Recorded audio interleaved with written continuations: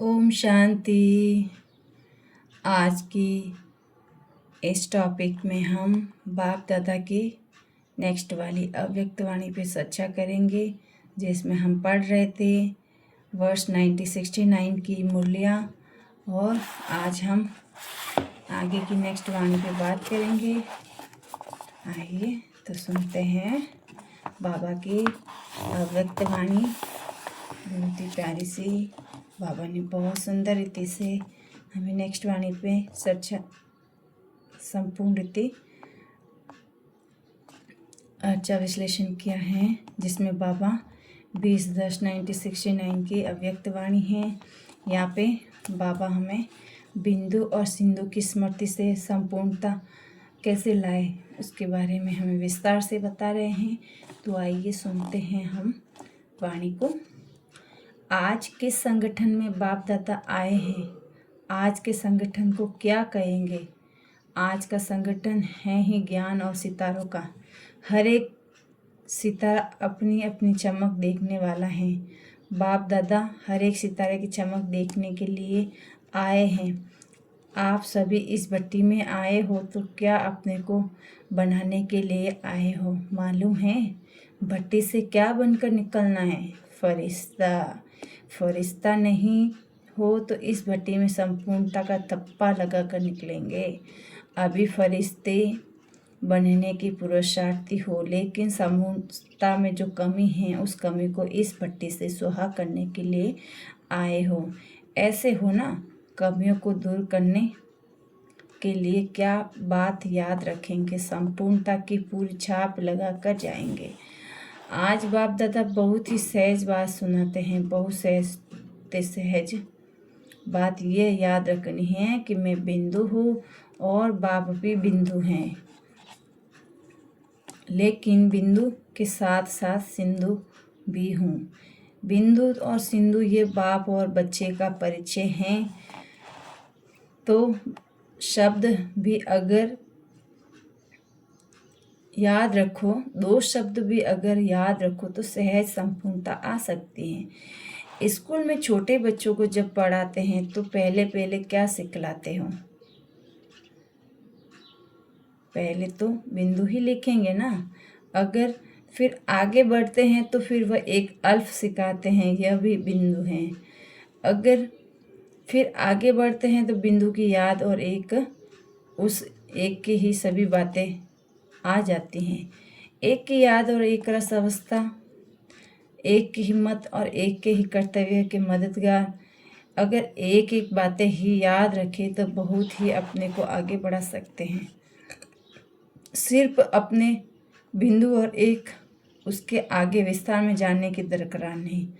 विस्तार में जाना है तो सिर्फ सर्विस प्रति। अगर सर्विस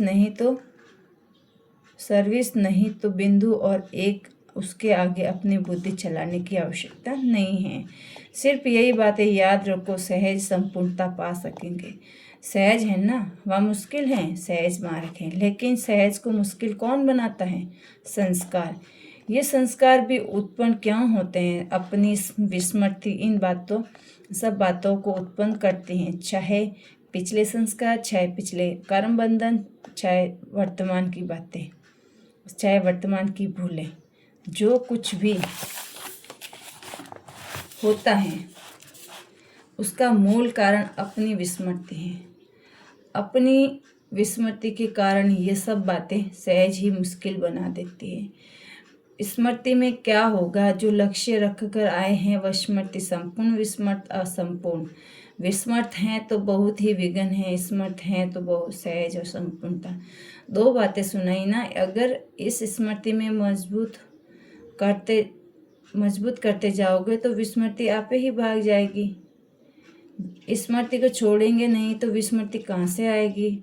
सूर्यास्त हो जाता है तब अंधियारा हो जाता है, सूर्यास्त ना तो फिर अंधियारा कैसा आवे?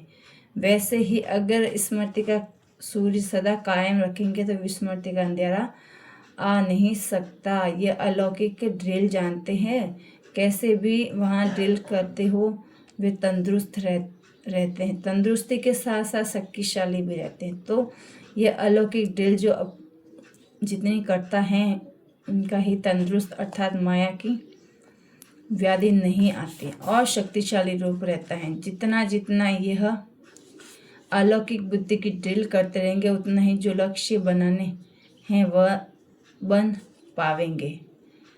ड्रिल में जैसे ड्रिल मास्टर कहता है वो हाथ पांव चलाते हैं ना, तो यहाँ भी अगर सभी को यह कहा जाए कि 1 सेकेंड में साकारी से निराकारी बन जाए तो बन सकेंगे। जैसे स्टूल के हाथ पांव झट डायरेक्शन प्रमाण ड्रिल में चलाते हो वैसे ही सेकेंड में साकारी से निराकारी बनने की प्रैक्टिस है। साकारी से निराकारी बनने का कितना समय लगता है, जब अपना ही असली स्वरूप है वह सेकेंड में क्यों नहीं स्थित हो सकते। अब कर्म बंधन क्या अब तक भी कर्म बंधन की आवाज़ सुनते रहेंगे। यह पुराना शरीर छोड़ देंगे तब तक कर्म बंधन सुनते रहेंगे।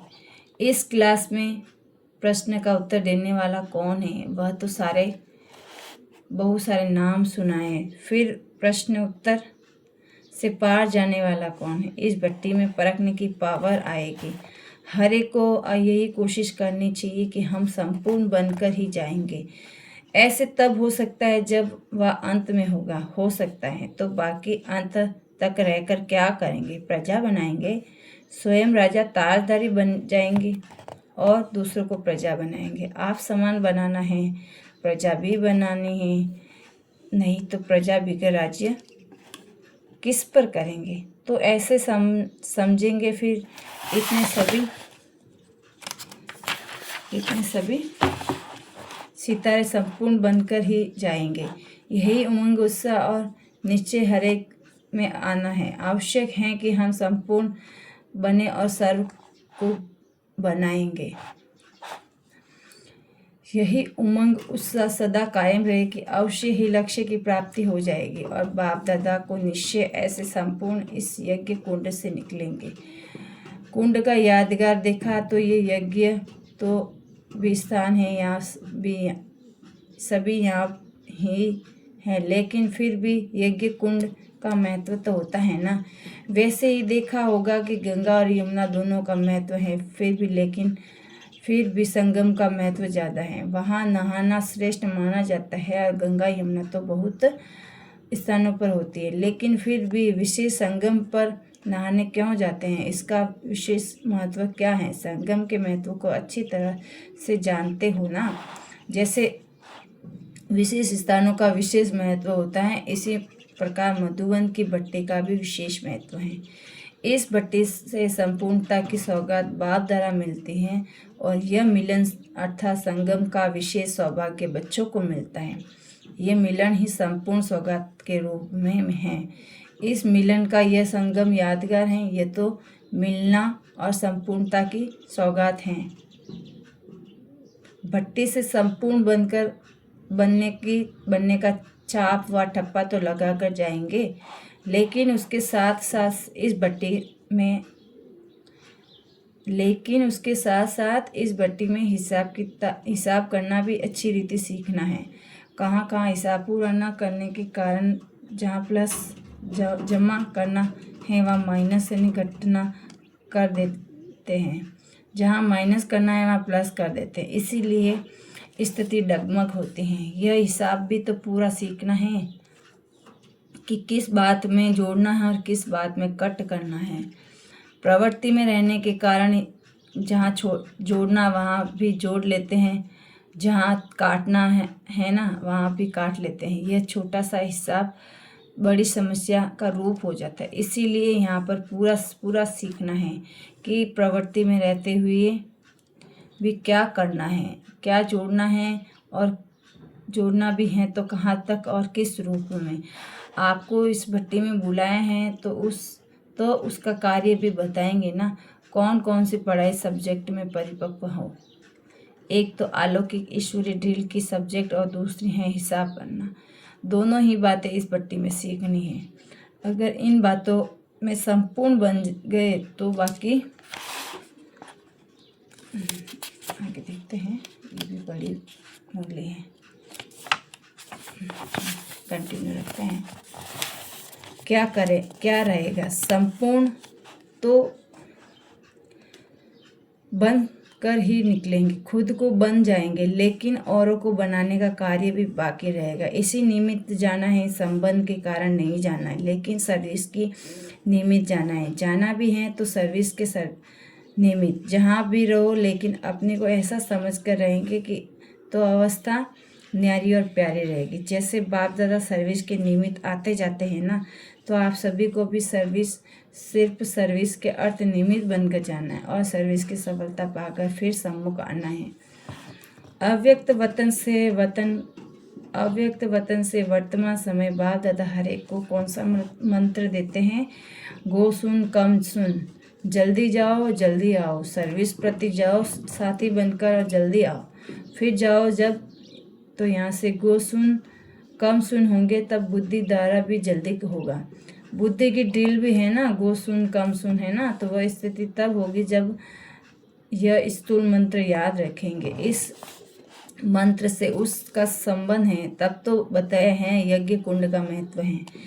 यहाँ आपको सौगात के रूप में मिलती हैं व पुरुषार्थ में, तो यज्ञ कुंड का विशेष महत्व हुआ ना।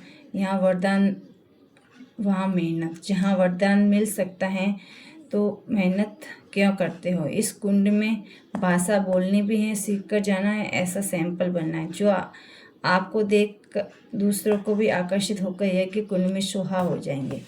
बाप दादा हर एक की तस्वीर से यह तकदीर और तब्दील देखते हैं। कहाँ तक अपनी तकदीर बनाते हो? आप सभी भी जब किसको देखते हो तो हर एक तस्वीर में अब उनकी तदबीर और उनके पुरुषार्थ का विशेष गुण देखो, वही देखना है। हर एक ने एक के पुरुषार्थ में विशेष गुण जरूर होता है, उस गुण को देखना है। एक तो होता है गुण और दूसरा गुण के साथ साथ फिर होता है धुन। दोनों का अंतर खाकर खोखला कर देने वाला कीड़ा। शब्द कितना नज़दीक है, लेकिन ये क्या अगर गुण नहीं देखने में हो तो फिर धुन लग जाता है। तो हर एक के गुण को देखना है, जो धुन लगता है वह खत्म हो जाएगा।